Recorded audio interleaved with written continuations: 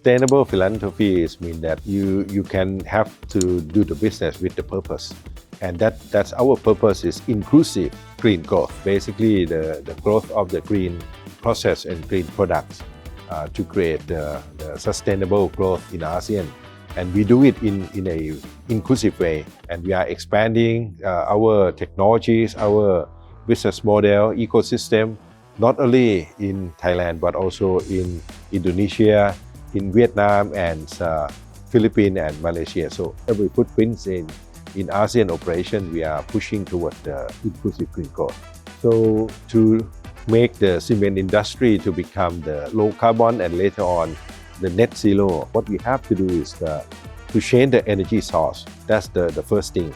So basically reducing the coal consumption, replacing with the alternative fuels that will create the cost advantage at the same time, reduce the carbon emission.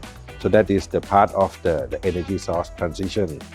The second part is on the process transition. We need to innovate, we need to upgrade the way to make the cement. So when we're talking about the low carbon cement, we have several generations. The first generation of the low carbon cement pretty much focus on the energy source, so that will cut probably about 10% of the carbon emission without any sacrifice of the quality of the cement.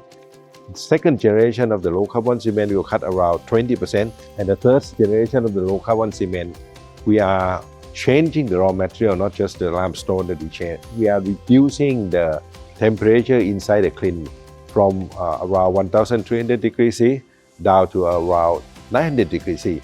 That is another way that we make free low carbon cement. This is coming. In the future, we are working in the laboratory. Of course, there's still very brand new technologies to make the cement at the room temperatures. AI, robotics, and deep techs are the big part of this green transition.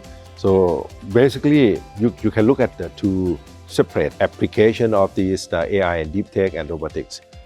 First one is to make sure that your day-to-day operation are efficient using the AI and robotics to make it more efficient. Of course, at the same time, we reduce the cost. That means make us more competitive. We are living in the climate change condition where we cannot wait. So we have to, on one hand, solving the business constraint on the tariff, on the competitiveness that we have to fix it. And at the same time, we have to moving toward the low carbon. So that's why we need to make sure that the technology and technique that we use make us more competitive, reduce the cost, at the same time reduce the carbon emission. Either way, you have to do both, reduce the cost, reduce the carbon, make the transition, and educate the customer that this is good for the next generation, not just now.